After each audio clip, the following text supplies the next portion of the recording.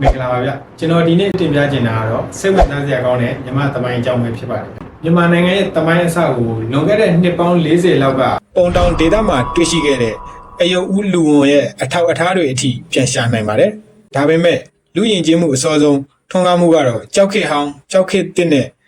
တန်ခေတ်ကာလတွေကိုဖျက်ဆီးပြီးတဲ့နောက်အေဒီတရားစုပတ်ဝန်းကျင်ကကျူမျိုးပြနိုင်ငံများပေါ်ထွန်းလာခြင်းကဖြစ်ပါတယ်ကျူတို့ဟာအေယာဝတီမြစ်ဝမ်းတစ်လျှောက်ကဟန်လင်းတရေခက်တရာဗိတနိုးစတဲ့မျိုးပြတွေမှာကိုပိုင်အုပ်ချုပ်ရေးကိုပိုင်စာပေထေရဝါဒဗုဒ္ဓဘာသာနဲ့ယဉ်ကျေးမှုတွေကိုထူထောင်ခဲ့ကြပါသေးတယ်။ကျူခေတ်ဟာစနစ်တကျရှိတဲ့မျိုးပြအဖွဲ့အစည်းလည်းဖြစ်ပါတယ်။ပထမမြန်မာနိုင်ငံတော်ရဲ့ဗကံခေတ်မှာ AD 1044 1289 AD 900စုမှာ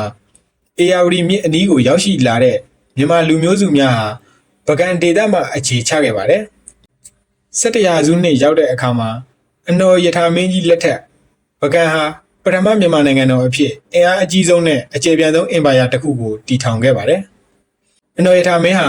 နိုင်ငံကိုစီးလုံးစေခဲ့ပြီးထေရဝါဒဗုဒ္ဓဘာသာကိုနိုင်ငံတော်ဘာသာအဖြစ်တည်ထောင်ခဲ့ပြီးဗကံခေတ်မှာဗိဓုကအနုပညာများရဲ့အထွတ်အထိပ်ဖြစ်တဲ့ဖျားပထိုးများစွာကိုတည်ဆောက်ခဲ့ပြီးကမ္ဘာအမွေနှစ်အဖြစ်ယနေ့တိုင်တည်ရှိနေစေပါပကံဟာ73ရာစုနှောင်းပိုင်းကုဘလှိုင်ကန်ရဲ့မွန်ဂိုကျူးကျော်မှုကြောင့်ပြိုလဲခဲ့ရပါတယ်ဒုတိယနဲ့တတိယမြန်မာနိုင်ငံတော်အကြောင်းကိုဆက်လက်တင်ပြပါမယ်တောင်ငူနှစ်ကုန်းမောင်ခေတ်ပကံပြိုလဲပြီးနောက်ပိုင်းနိုင်ငံဟာမွန်ရှမ်းစတဲ့တိုင်းရင်းသားများရဲ့မြို့ပြနိုင်ငံငယ်တွေခိတ္တကွဲပြားခဲ့ပါတယ်16ရာစုမှာတော့ဒုတိယမြန်မာနိုင်ငံတော်ကိုတည်ထောင်ခဲ့တဲ့တပင်ရွှေထီးနဲ့ဘရင်နောင်မင်းတရားကြီးတို့ပေါ်ထွန်းလာပါတယ်ဘရင်နောင်လက်ထက်မှာတောင်ငူအင်ပါယာဟာအရှေ့တောင်အာရှရဲ့အကြီးဆုံးအင်ပါယာအဖြစ်အင်အားကြီးခဲ့ပါတယ်18ရာစုအလယ်ပိုင်းမှာပေါ်ပေါက်လာတဲ့ဒုတိယမြန်မာနိုင်ငံတော်ကုန်းမောင်ခေတ်မှာတော့အလောင်းဘုရားဦးအောင်ဇေယျကစတင်တည်ထောင်ခဲ့ပြီးအာသံနဲ့မဏိပူရအထိပါနေပယ်ချဲ့ထွင်းနိုင်ခဲ့ပါတယ်ကုန်းမောင်မင်းများဟာမြမရိုးရယဉ်ကျေးမှုနဲ့ဓလေ့ထုံးတမ်းများကိုထိမ့်သိမ်းဆောက်ရှောက်ခဲ့တဲ့ခေတ်လည်းဖြစ်ပါတယ်19ရာစုတွင်ဗြိတိရှ်အင်ပါယာနဲ့စစ်သုံးကြိမ်ဖြစ်ပွားခဲ့ပြီးနောက်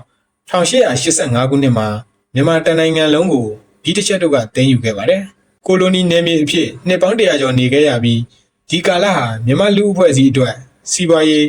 နိုင်ငံရေးနဲ့လူမှုရေးဆိုင်ရာပြောင်းလဲမှုများစွာဖြစ်ပေါ်ခဲ့ပါတယ်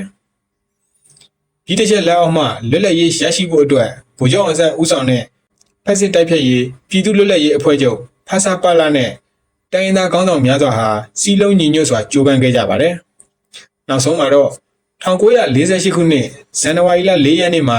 ပြည်ထောင်စုမြန်မာနိုင်ငံတော်အဖြစ်လွတ်လပ်ရေးကိုရရှိခဲ့ပါတယ်။လွတ်လပ်ရေးရပြီးနောက်ပိုင်းမြန်မာနိုင်ငံဟာပြည်တွင်းစစ်ပဋိပက္ခများနဲ့ရင်ဆိုင်ခဲ့ရပါတယ်။1962ခုနှစ်မှာစစ်တပ်ကအာဏာသိမ်းယူခဲ့ပြီးဆိုရှယ်လစ်စနစ်ကိုကျင့်သုံးခဲ့ပါတယ်။1988ခုနှစ်ရှစ်လေးလုံးအရေးအခင်းနဲ့2000ခုနှစ်ရွှေဝါရောင်တော်လှန်ရေးတို့ဟာဒီမိုကရေစီပြန်လည်ရရှိရေးအတွက်ပြည်သူလူထုရဲ့အားထုတ်မှုတွေကိုပြသခဲ့ပါတယ်။2010ပြည့်လွန်နှစ်တွေမှာပါတီစုံဒီမိုကရေစီတို့အမိခံပြောင်းလဲခဲ့ပေမဲ့2021ခုနှစ်မှာတပ်မတော်ကအာဏာကိုတဖန်ပြန်လည်သိမ်းယူခဲ့ပြီးယနေ့တိုင်နိုင်ငံရေးမတည်မငြိမ်မှုများနဲ့ပြည်တွင်းပဋိပက္ခများရင်ဆိုင်နေရဆဲဖြစ်ပါတယ်